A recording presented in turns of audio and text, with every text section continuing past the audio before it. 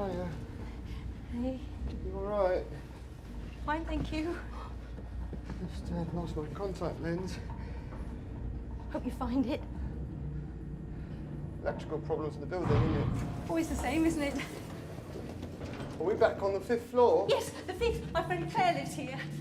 I'm visiting her. She's expecting me. What's going on?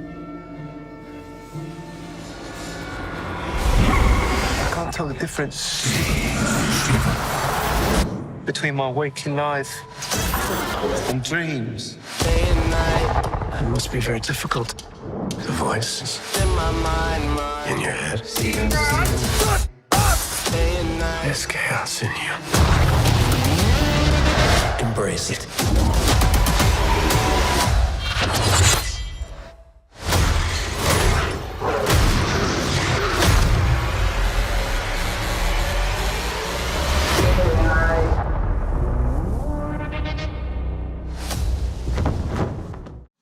Welcome back, everyone. Marvel just dropped a brand new Moon Knight trailer and clip, so we'll break it all down. There's a bunch of Easter eggs, and Moon Knight episodes are starting in a couple weeks. I'll be doing videos for all of them, so be sure to subscribe to get them. I'm doing the giveaway for Disney Plus memberships again. All you have to do to enter is be a subscriber and just post all your theories about what's going to happen during the series.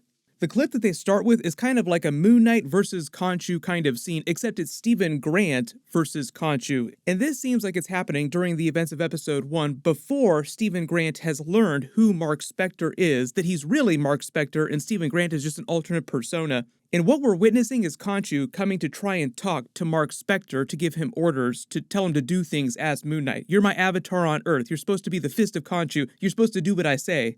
But because of the way that Marvel is portraying his multiple personalities on the show, initially this alternate persona that he creates, Stephen Grant, does not know about the origin story. He doesn't know he went to Egypt. He doesn't know that he made this pact with Khonshu. So he's just seeing this giant bird skeleton coming for him and freaking out. The old lady really is an old lady. This isn't just happening inside his head. The scene is actually happening inside the apartment building that we see in all the trailers, where he's waking up in bed as Stephen Grant in that black shirt. Not really sure what's going on, but he's starting to see things, like he's starting to see Khonshu appear all over the place trying to talk to him. And he just thinks that he's going crazy. He doesn't know anything about Khonshu or Mark Spector, so he's just treating this like he's inside a horror movie. If you weren't a Marvel fan, you didn't know who Khonshu was, and you saw a giant bird skeleton coming for you, you would probably run like this too. There are a couple Easter eggs inside the elevator that he runs into. Now, there's a lot of graffiti in the background that's really hard to make out. Usually graffiti winds up being some kind of Easter egg, like names of production crew members. But you see these two different stickers over on the wall here, like there's ice cream and the flower. Those are just meant to represent the two different personas that it seems like they're using on the show, at least initially. In the more recent Marvel comics, he's had as many as 4 different personalities, so we'll see how many they wind up going with by the end of the series. Right now, they're just showing us the Moon Knight Mark Spector personality and the Stephen Grant personality. They're treating the trailer as if when he's in full Moon Knight gear, like when he armors up, he is in his Mark Spector personality. The last trailer that they released has a bunch of scenes with Mark Spector speaking to Stephen Grant inside their head, their mutual head. Stephen Grant starts to find all of Mark Spector's gear, his passport, his weapons. Then his original Mark Spector personality surfaces and says, "Stephen, you weren't supposed to find all this." This might be a little bit different for the MCU version of Moon Knight, but in the comics, the whole reason why he created the different personalities is because right after he became Moon Knight and came back to the United States to actually use his powers for good, he figured that he would need a couple of different personalities in order to be an effective vigilante. So he created the Stephen Grant millionaire playboy persona, which is a bit like Batman creating the Bruce Wayne persona. Like Batman is the true personality, Mark Spector Moon Knight is meant to be the true personality of Moon Knight. He creates the millionaire playboy Stephen Grant persona just so that he's able to hobnob, and it explains why he has so much tech, so much gear, where it all comes from. Oh, he's rich. That's how he has all these toys. He creates the Jake Lockley cab driver persona, and that's sort of like his version of Matches Malone, to make another Batman reference. Like Batman used Matches Malone to get information from mob members because normally people would try to lie to Batman or to Bruce Wayne. It's the same situation for Moon Knight, but as far as we know, they're not doing the Jake Lockley persona on the TV show. That might be a little bit different. They might show us later in the series that there is a Jake Lockley in there somewhere. When he's in the white suit, that is the Mr. Knight persona that's relatively recent. That's sort of like the world's greatest detective Moon Knight persona. But on the TV show, they might just be saying that this is still Mark Spector Moon Knight and say that he's in the same personality when he's wearing the suit as when he's wearing the full-blown superhero costume. What they explained, though, is that over time, Mark Spector had been switching between the different personas so much that he actually developed full-blown dissociative identity disorder and had trouble distinguishing in who the real personality was. But the MCU explainer is going to be a little bit different. I'm assuming that the trauma of his supposed death and then resurrection at the hands of Khonshu will be one of the reasons why he thinks that he's Stephen Grant, and that'll be the cause of his mind fracturing in this way. I think part of the idea that Mark Spector, being former CIA, being this mercenary character, he already has several different identities that he's been using as aliases in his activities as a mercenary around the world. So he may have already created the Stephen Grant alias before he became Moon Knight.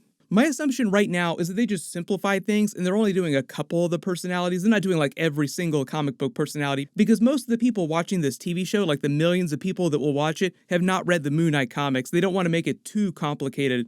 It looks like they're also taking a little bit of inspiration from some of the more recent Moon Knight runs. I think it was Moon Knight Volume 8, when he just shows up in this mysterious mental hospital and he can't remember who the true personality is. Like, he forgets that he was originally Mark Spector, and the Stephen Grant persona, Jake Lockley, are meant to be alternate personas. He also starts to think that Moon Knight was a real person who created Mark Spector, instead of it being the other way around.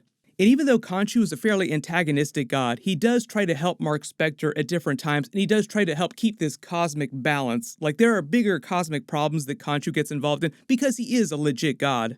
So he's not necessarily a good character, but he's not evil either. But at least at the beginning of the series in episode 1, before they fully reveal the backstory and how he became Moon Knight, the way they're portraying Khonshu makes him seem fairly antagonistic. In that same comic where he winds up in the mental hospital and forgets which the original personality was and who created who inside his head, they tease the idea that Khonshu is the one that put him in the mental hospital because he wants Mark Spector to break so that Khonshu can physically take over his body and physically enter the main MCU dimension. Khonshu and his pantheon of gods are actually trapped in this alternate dimension called the Other Void. It looks like this is a scene here where Khonshu is explaining that to Mark Spector, like the wider cosmos, the wider cosmic history of the MCU. This is the truth of reality. So the only way that Khonshu can get involved in the affairs of the main MCU dimension is to work through an avatar like Mark Spector. It's a little bit like Dormammu not being able to enter the main MCU dimension initially and having to work through Caecilius and his other followers.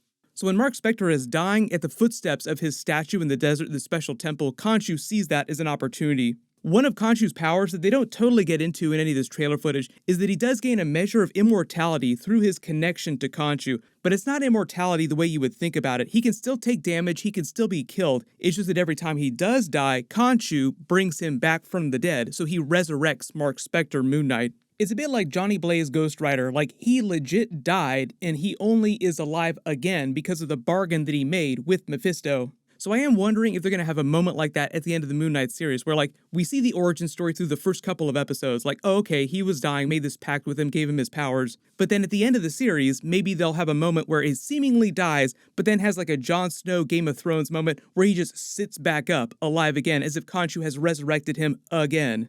In some kind of post-credit scene tag at the end where it says Moon Knight will return. Because we do know that he's coming back, like he is supposed to cross over with the Avengers. I've already talked about his connection with Werewolf by Night and Blade. We're going to be seeing both of those characters again later this year during the Marvel Halloween special that they're doing, that special episode for Werewolf by Night. So maybe there'll also be a post-credit scene sort of setting that up. I'm not expecting Werewolf by Night to really show up in a big way till like the very end of the Moon Knight series. He might just wind up being one of the post-credit scenes.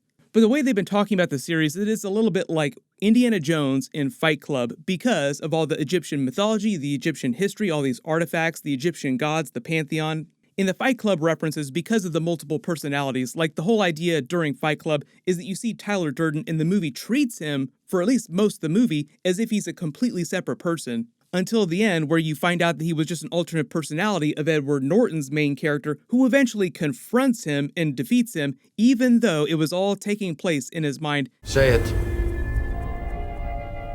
Because we're the same person. That's right. So we'll see if there's a similar type of twist during the Moon Knight series, but I don't think that Marvel is trying to literally borrow that much from Fight Club. I think it's just some of the surface elements and some of the aesthetics. I've already talked about some of the other footage in my other trailer videos, so I'm not going to cover that stuff again, but if there are any other Easter eggs or questions you have about Moon Knight, just write them in the comments below. Episodes are dropping March 30th. I'll be doing videos for all the episodes just like I do for all the other Marvel Disney Plus series, so make sure you enable alerts for your channel so you don't miss any of those. There's been a couple more Spider-Man No Way Home deleted scenes that have surfaced, so I will do videos for those in the next couple of days too. Everyone click here for that new Spider-Man No Way Home deleted scenes video, and click here for my brand new Marvel Daredevil video. Thank you so much for watching, everyone stay safe, and I'll see you guys in the next one.